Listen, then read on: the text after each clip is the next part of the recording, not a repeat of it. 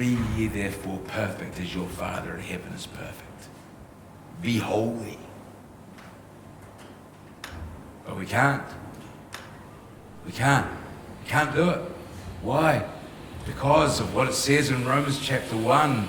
We have been twisted and bent out of shape by the fall of Adam and Eve. You may call this original sin. It is the fall of all creation. All creation has been corrupted by sin.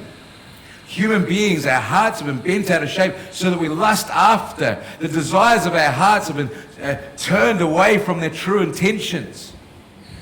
We over-desire things. We love big things in small ways. We love small things in big ways. We love fleshly things as if they were spiritual. We love temporal things, things of time, as if they were eternal. We love things that we ought not to.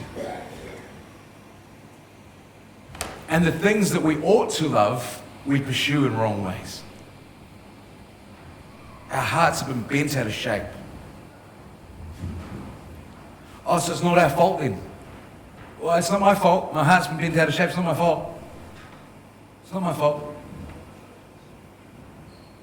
It was Adam and Eve. It's the fall of creation. I'm not responsible. Oh, no.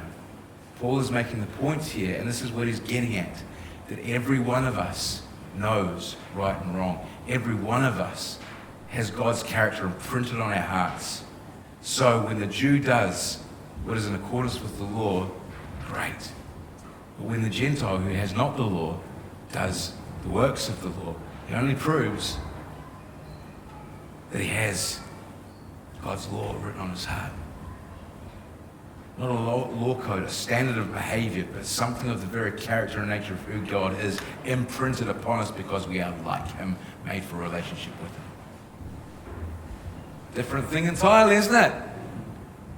You see why you can't break the law into that civil, ceremonial, and moral? Because if you follow the moral law, you only follow a set of codes. There is something that lies behind the law of Moses, and I utterly agree with that, but it is not the moral law. It is the God of Moses that lies behind the law of Moses.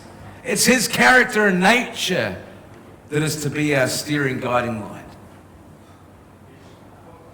And so we all know it, we all have it, we all understand it, and yet we all act in ways that are not in keeping with it. And God has given us a conscience. It's like the original programming still haunts us, and it walks down the corridors of our hearts and minds, accusing us, going, you know you were doing wrong when you did that. You know it. You know it. Why did you do that? You know it. The voice of conscience speaking into our hearts and minds, saying, you know you were wrong. And we will try to find ways of justifying it, because the heart desires, the will chooses, the mind justifies, the body acts, and conscience speaks. We try and justify our actions, but our conscience is always there going, you knew. And you can stick any language you like on it. You can paint it up with any gloss that you want it, but you knew. And God knows what you know. That's what Paul's saying. He's not saying you will be judged on the basis of the law of Moses. He's saying that every one of us is made in the image and likeness of God. We know who God is, and there is no excuse for any of us, because we all know what good and evil is. We all know what right and wrong is. We all know that we ought to pursue justice and to love mercy and to walk humbly before our God. But we want to be God, and so we don't want to be humble for him, and we don't want justice and mercy because it doesn't serve us. We want to be the God of God. We want to be the God of our own lives. We want to execute justice only when it serves me. Simple. Paul says, you are without excuse, and God will judge.